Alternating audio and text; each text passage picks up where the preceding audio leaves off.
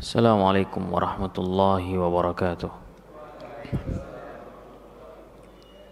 Innal hamdalillah nahmaduhu wa nasta'inuhu wa nastaghfiruh wa na'udzu billahi min shururi anfusina wa min sayyiati a'malina. Man yahdihillahu fala mudilla lahu wa man yudlilhu fala hadiya lahu. Wa asyhadu an la ilaha illallah wahdahu la syarika lahu.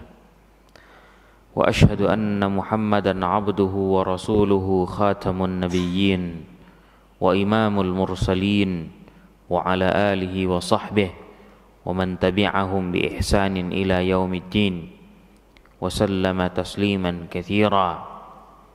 Amma ba'd. Ayyuhal ikhwan, a'azzani Allah wa iyyakum jami'an.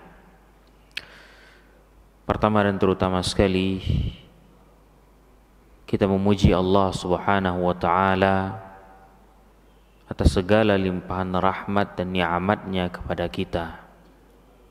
Hingga saat ini, atas izin dan karunia Allah, kita masih diberikan kesempatan untuk berada di atas iman, berada di atas Islam, dan kita juga masih diberikan oleh Allah Subhanahu wa ta'ala kesempatan untuk beribadah kepadanya, untuk menegakkan salat subuh berjamaah. Alhamdulillah, ini merupakan nikmat yang besar yang dikehendaki oleh Allah Subhanahu wa ta'ala kepada hamba-hambanya, kebaikan.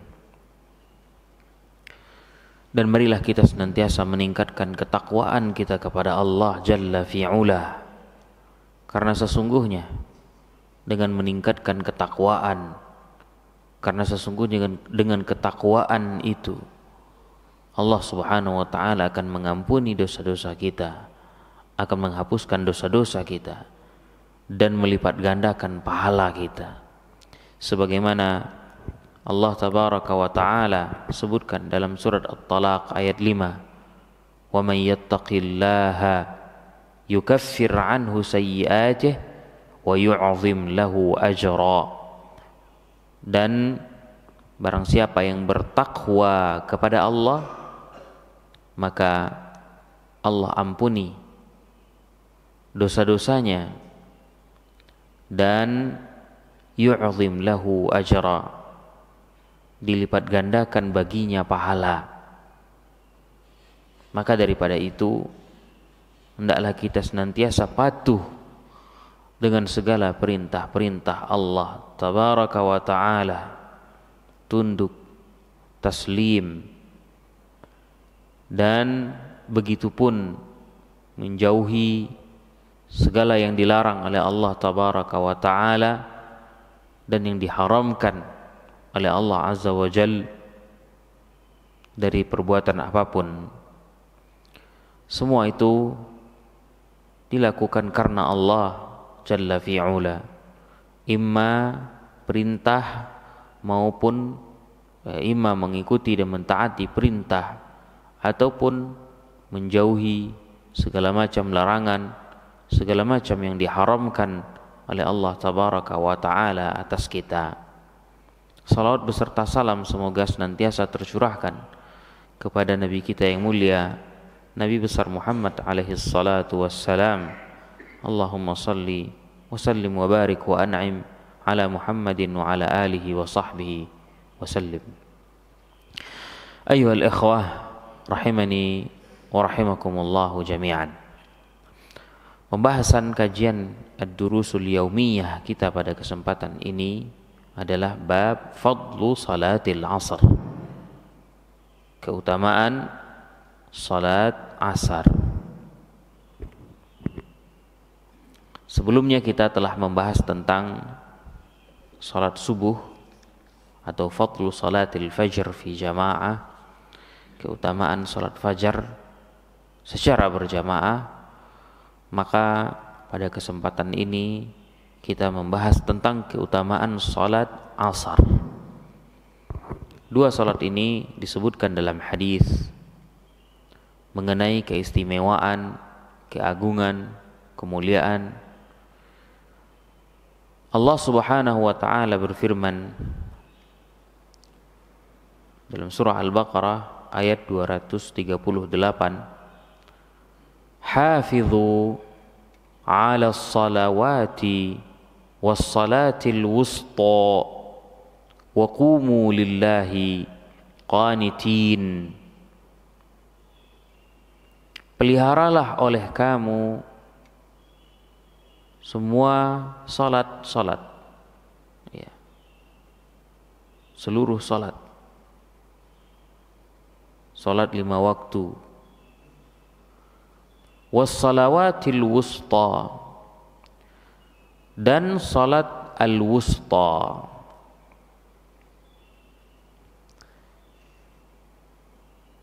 Salat al-wusta, salat yang ada di tengah, ya, antara subuh dengan zuhur, antara maghrib dengan isya, salatul asar. Meskipun ya, sebagian ada yang menyebutkan juga salat zuhur, ya. Maka al-wusta diantaranya adalah salatul asar, salat asar. Disebut salatul wusta secara khusus, peliharalah salat-salat, dan disebutkan lagi secara khusus wassalawatil wusta, dan salat al-wusta. Ini menunjukkan keistimewaan salatul wusta ini, ya, sehingga disebutkan secara khusus dalam ayat ini, yaitu salatul asar, salat asar. Wa qumu lillahi qanitin, dan tegaklah kamu untuk Allah qanitin, qanitin dengan taat. Ada pula yang menyebutkan dengan khusyuk, dan ada pula dengan diam, yaitu tidak berbicara. Karena dalam sebuah hadis dari Zaid bin Arqam, beliau mengatakan, mulanya kami dalam salat itu berbicara, ya, ketika salat ngobrol gitu ya, bicara, hingga turunlah ayat tersebut, yaitu wa qumu lillahi qanitin, dan berdirilah untuk menegakkan salat, mengerjakan salat untuk Allah dengan taat, dengan diam. Maka kami disuruh untuk diam dan dilarang berbicara dalam salat. Nabi SAW pun melarang berbicara dalam salat. Jadi dulu sahabat juga ngobrol dalam salat, ngobrol. Ternyata tidak boleh, ya, karena salat itu adalah zikrullah, isinya zikir kepada Allah. Nah, jadi hendaknya melaksanakan salat itu dengan penuh kekhusyuan. Nah, kemudian dalam sebuah hadis an Abi Hurairah radhiyallahu anhu, sebagaimana berasal dari Abu Hurairah radhiyallahu anhu, anna Rasulullah sallallahu alaihi wasallam qaal, bahwa Rasulullah sallallahu alaihi wasallam bersabda, yata'aqabuna fikum malaikatun bil-laili wa malaikatun bin-nahar. Para malaikat di malam dan malaikat siang silih berganti mendatangi kamu, mendatangi kalian, silih berganti. Malaikat malam dan malaikat siang silih berganti mereka berdatangan. Wa yajtami'una fi salatil fajri, dan mereka itu berkumpul pada salat fajar wa salatil asar, dan pada waktu salat asar. Mereka berkumpulnya pada salat subuh dan pada salat asar. thumma ya'rujul ladzina batu fikum fayas'aluhum rabbuhum. Nah, mereka saling berganti, datang di malam hari malaikat yang malam, kemudian di siang hari malaikat yang siang, silih berganti mendatangi kalian. Thumma ya'rujul ladzina batu. Kemudian yang semalam telah selesai datang naik ke langit, bergantian lagi dengan malaikat berikutnya datang naik ke langit, ya, ya'ruju alladzina batu fikum fayas'aluhum rabbuhum, maka Rabb mereka pun bertanya kepada mereka.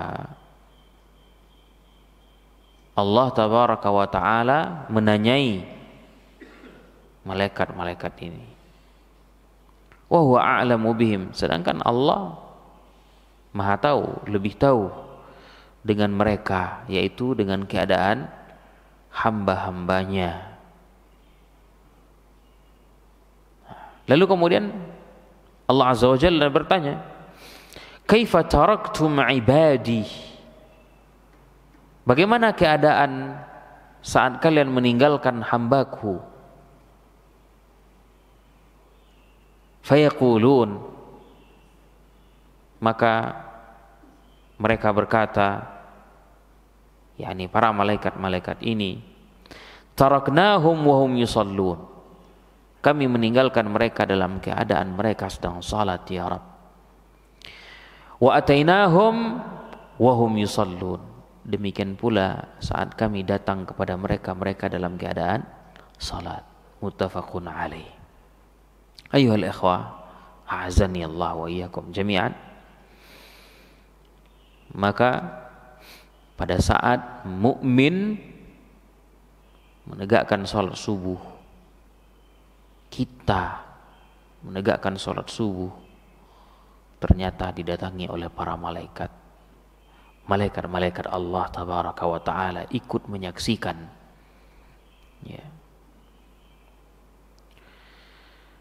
Demikian pula di salat asar, malaikat tersebut mereka berkumpul turun, ya, dari langit menyaksikan orang-orang yang salat. Kemudian inilah laporan mereka kepada Allah tabaraka wa ta'ala mengenai hamba-hamba yang tegak, qanitin,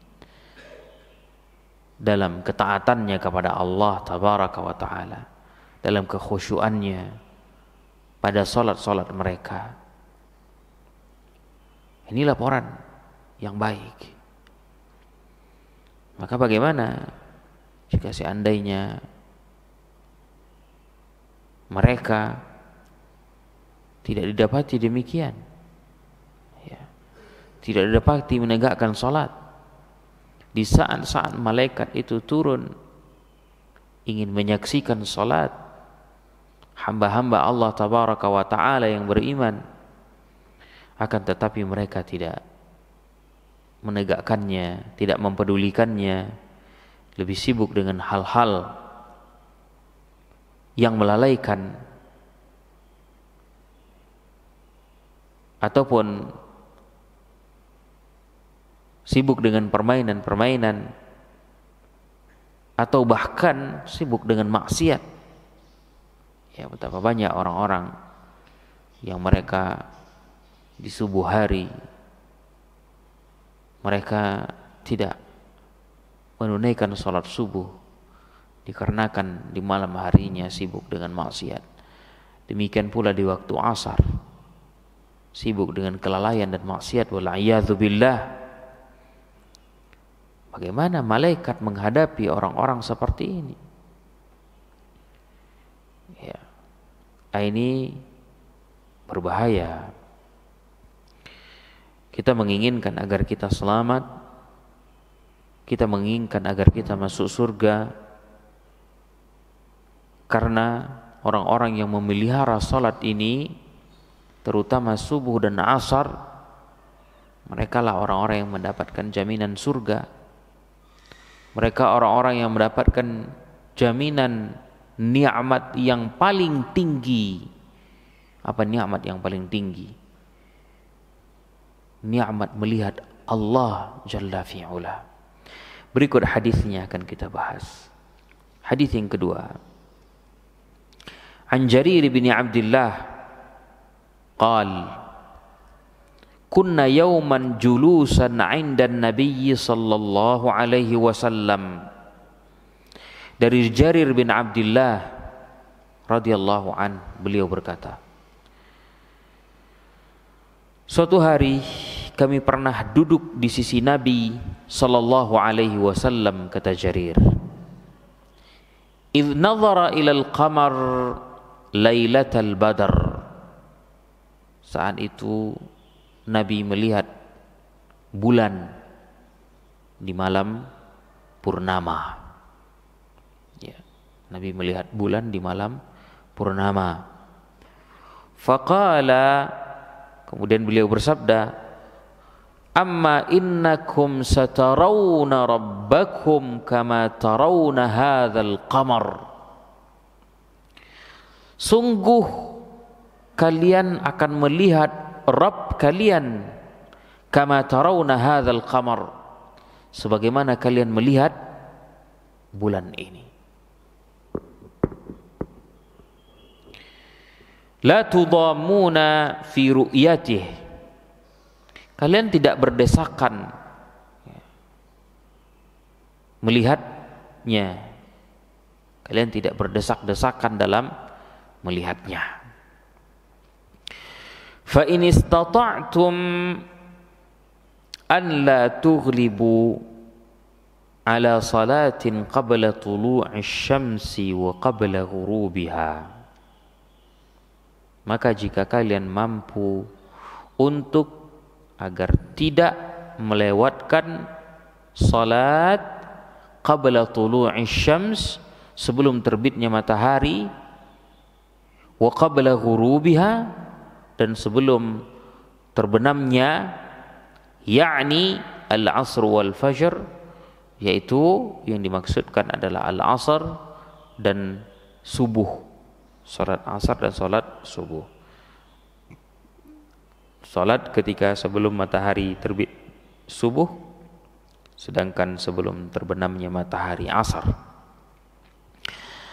Thumma qara'a Jarir, kemudian Jarir bin Abdullah membaca firman Allah tabaraka wa ta'ala yang terdapat di dalam surat Taha ayat 130, wasabbih bihamdi rabbika qabla tulu'i syams wa qabla ghurubiha, dan bertasbihlah dengan memuji Rabbmu qabla tulu'i syams, sebelum terbitnya matahari, wa qabla ghurubiha, dan sebelum terbenamnya.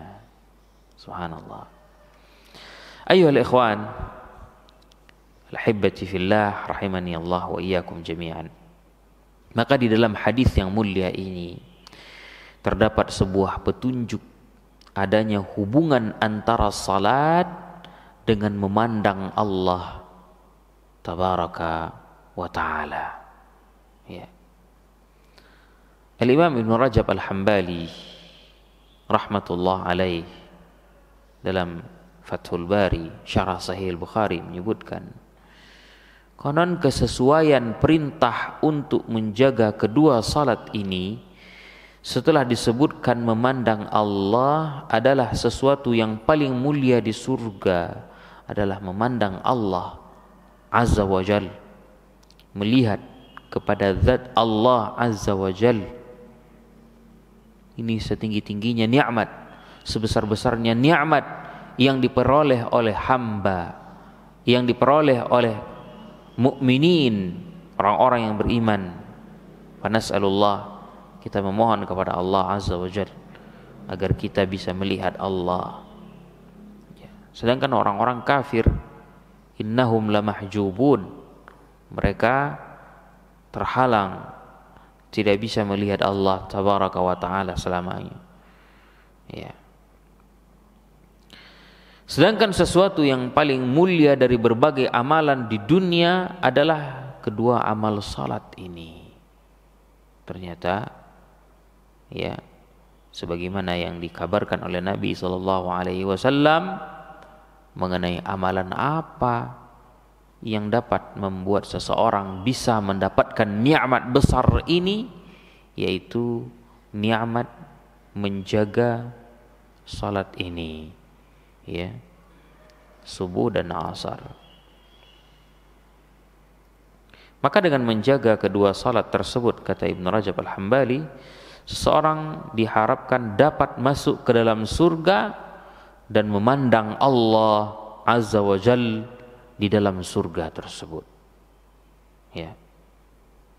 Memandang Allah, melihat Allah, Rabb yang menciptakan kita, yang memberi rizki, yang mengatur segala urusan sekarang pada saat itu.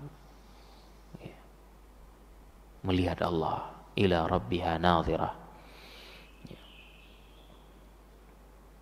Tidak diragukan lagi ketika para sahabat ketika mendengar Nabi SAW bersabda, sesungguhnya kalian memandang Rabb kalian sebagaimana kalian memandang bulan. Maka muncul kerinduan yang sangat besar dalam diri para sahabat itu, dalam hati mereka, dan mereka bertanya-tanya akan amalan apa yang dapat mengantarkan kepada hal yang agung tersebut. Maka merupakan sebuah kesempurnaan nasihat dan penjelasan Nabi alaihi salatu wassalam tanpa terlebih dahulu membiarkan mereka bertanya tentang apa yang akan membuat mereka bisa melihat Allah dan mendapatkan nikmat ini. Ya. Maka kesempurnaan nasihat, beliau langsung menyebutkan, fa in istata'tum an la tughlibu ala salatin qabla tulu'i syamsi wa qabla ghurubiha. Jika kalian mampu untuk tidak terlewatkan salat sebelum terbitnya matahari dan sebelum tenggelamnya matahari, maka lakukanlah. Ya. Nabi SAW mengisyaratkan dengan hal ini bahwasanya memandang Allah Azza wa Jalla di hari kiamat kelak tidak dapat dicapai dengan hanya angan-angan saja. Ya. Sebagaimana juga dalam ayat disebutkan dalam surat An-Nisa ayat 123, Allah Azza wa Jalla berfirman, laisa bi amaniyikum wala amaniyi ahlil kitab. Pahala dari Allah itu bukanlah menurut angan-anganmu yang kosong, dan tidak pula menurut angan-angan ahli kitab. Bahkan untuk memperoleh hal tersebut haruslah dengan beramal yang disertai dengan keseriusan, kesungguhan, dan betul-betul berserah diri kepada Allah Jalla fi'ula. Maka oleh karena itu Nabi SAW dalam hadis yang mulia ini menunjukkan sebab yang dengannya seorang hamba dapat memandang Allah Azza wa Jalla dengan menjaga kedua salat yang agung ini, yakni salatul asar, salat asar, dan salat subuh. Betapa banyak hal-hal yang dapat memalingkan kita ayyuhal ikhwah azza wa jal, terutama pada masa sekarang ini.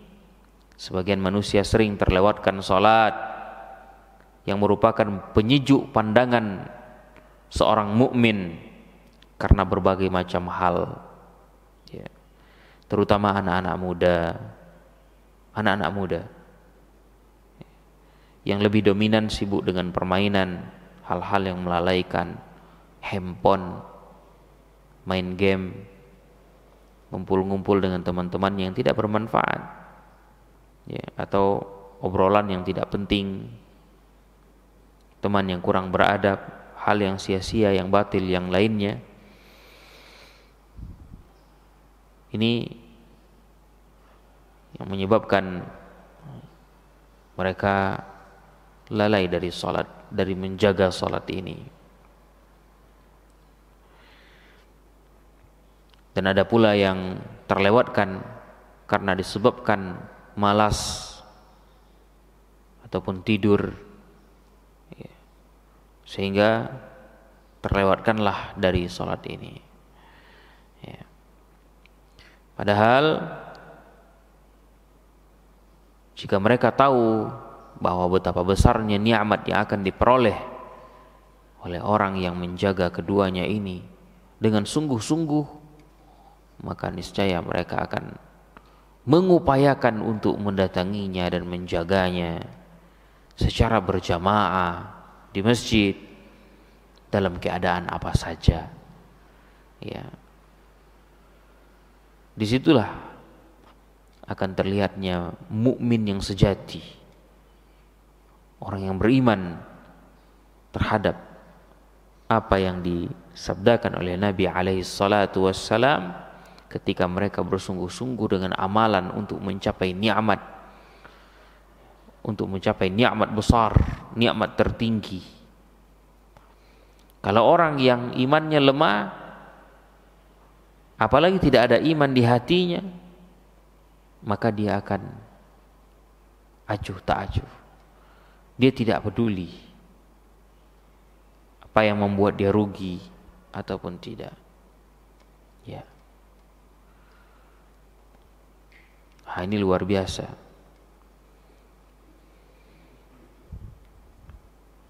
Kemudian hadis yang ketiga,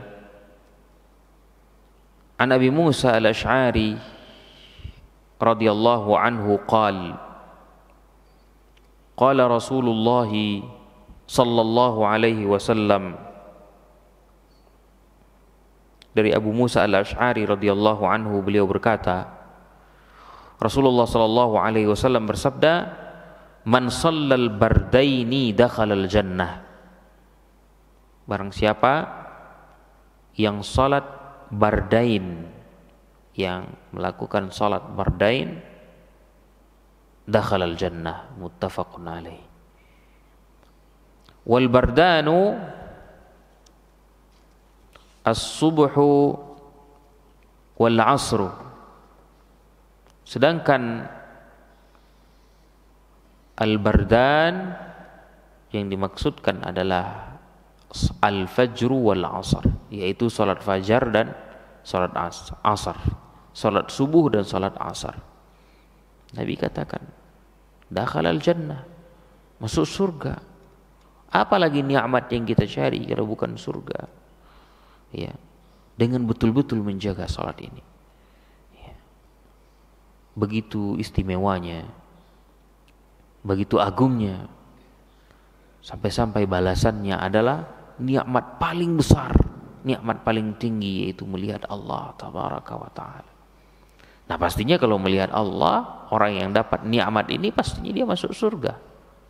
Nah, makanya orang-orang yang tidak selamat, yang tidak masuk surga, mereka tidak bisa melihat Allah, karena melihat Allah adalah orang-orang yang diberikan karunia masuk surga. Nikmat tertinggi yang mereka dapatkan adalah melihat kepada wajah Allah Jalla fi'ula. Ya. Kalau mungkin kita di pekerjaan diberikan gaji yang besar, dinaikkan gaji kita, mungkin kita akan bekerja lebih profesional, lebih baik, lebih sungguh-sungguh. Ini Nabi alaihi salatu wassalam menawarkan agar menjaga salat qabla tulu'i syams wa qabla ghurubiha, menjaga salat sebelum terbitnya matahari, subuh, dan sebelum terbenamnya yaitu asar, dengan ganjaran yang sangat besar sekali. Masuk surga, melihat Allah.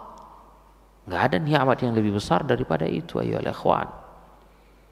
Pelihara dua salat ini betul-betul, jangan dilalaikan, apalagi ditinggalkan karena hal-hal yang tidak penting. Ya. Karena perkara-perkara dunia. Kebanyakannya lalai karena perkara dunia, sibuk dengan pekerjaan. Ya. Yang lebih parah lagi dengan perkara-perkara permainan. Kadang-kadang semalaman suntuk nonton bola, subuhnya nggak bangun, subuhnya nggak datang ke masjid, sibuk nonton bola. Kalau nonton bola melek matanya. Giliran subuh, imam baca ayatnya nggak terlalu panjang, ngantuk, nggak khusyuk. Ya, kalaupun datang ke masjid bermalas-malasan. Ini nggak datang ke masjid, lebih memilih tidur. Ya, hati-hati. Jangan-jangan ada sifat kemunafikan.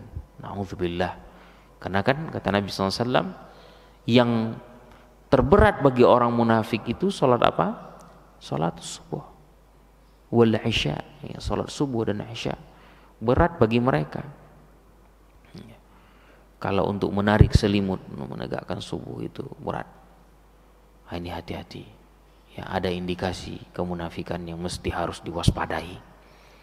Demikian salat asar, ya, di mana orang-orang begitu sibuk ketika azan berkumandang, mungkin masih berada di jalan, ya, macet-macet, nggak mampir dulu ke masjid, nanti saja, nanti sampai di rumah sudah habis waktu, akhirnya lalai, akhirnya meninggalkan sholat, ataupun masih sibuk lembur dengan kerjaannya di kantor, yang berdagang di pasar, ya, sehingga tidak mempedulikan sholat ini.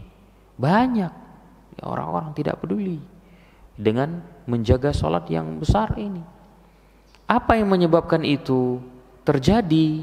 Karena lemahnya iman, atau bahkan mungkin tidak adanya iman dalam hati mereka. Ya, dengan ini, lihat hadis yang berikutnya, an Buraidah radhiyallahu anhu qala Rasulullah sallallahu alaihi wasallam, man taraka salatal asri faqad habita amaluhu, akhrajahu al-Bukhari. Dari Buraidah radhiyallahu anhu, beliau berkata, Rasulullah SAW bersabda, barang siapa yang dia meninggalkan salat asar dengan sengaja, ya, faqad habita amaluhu, maka batallah amalnya, terhapuslah amalnya. Akhrajahu al-Bukhari. Hadis ini dikeluarkan oleh Imam Al-Bukhari.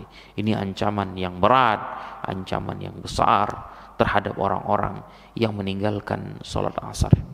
Ya, apalagi jika dia meyakini bahwa meninggalkan salat itu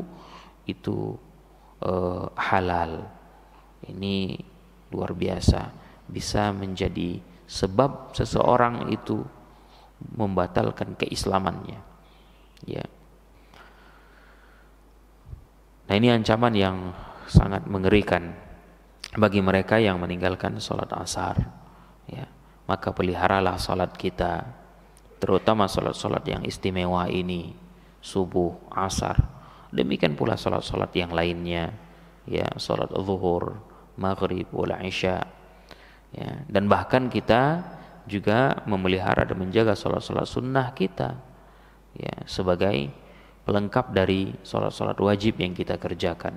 Karena tidak ada orang yang dia mendapatkan pahala yang sempurna dari satu salatnya itu, ya, dengan berbagai macam hal-hal yang dapat menguranginya, entah itu dari sisi kesempurnaan, kekhusyuannya, ya, dan yang lainnya. Tidak ada yang sempurna. Godaan syaitan yang menyebabkan dia salatnya kurang. Ya, maka yang bisa kita lakukan untuk menutupi kekurangan-kekurangan itu dengan menjaga salat-salat sunnah kita, salat-salat nafilah, qabliyah, ba'diyah, dan salat-salat sunnah kita yang lainnya. Kemudian dijelaskan mengenai hadis-hadis ini, salatul asar hiya as-salatul wusta. Ternyata salat al-wusta adalah salatul asar, allati akkadallahu 'alal muhafazati 'alaiha, di mana Allah Subhanahu wa taala mengokohkan untuk memeliharanya, untuk menjaganya. Ja'ala Rasul sallallahu alaihi wasallam al-muhafazah 'alaiha. Nabi sallallahu alaihi wasallam menjadikannya, ya, salat yang dijaga. Ma'a salatil isya, bersama juga dengan salat isya, sababan lidukhulil jannah, dan itu merupakan ya sebab atau salah satu sebab seorang masuk surga. Wa hadzara anna man tarakaha faqad habita 'amaluhu wa batula thawabuhu. Dan beliau alaihi salatu wassalam memperingatkan bahwa barang siapa yang meninggalkannya faqad habita 'amaluhu, sungguh akan rusak, akan terhapus amalnya, wa batula thawabuhu, demikian pula akan rusak pahalanya atau akan hilang pahalanya. Luar biasa. Kemudian ada 3 faedah yang terakhir yang yang terdapat dalam bahasan ini. Yang pertama, fadlu salatil asar, keutamaan salat asar, ya, keistimewaan salat asar, keagungan dan mulianya salat asar. Dan yang kedua, annal muhafadzah 'alaiha sababun lidukhulil jannah, bahwa memeliharanya adalah salah satu sebab untuk masuk surga. Kemudian yang ketiga, al-wa'idus syadid liman tarakaha, ancaman yang keras bagi siapapun yang meninggalkannya. Barangkali itu yang bisa kita bahas pada kesempatan yang berbahagia ini. Semoga bermanfaat dan semoga Allah Subhanahu wa taala senantiasa mencurahkan kepada kita taufiknya, rahmatnya dan nikmatnya. Lebih dan kurangnya mohon maaf. Kemudian kita tutup dan kita akhiri dengan doa kafaratul majlis. Subhanakallahumma wa bihamdika asyhadu an la ilaha illa anta astaghfiruka wa atubu ilaik.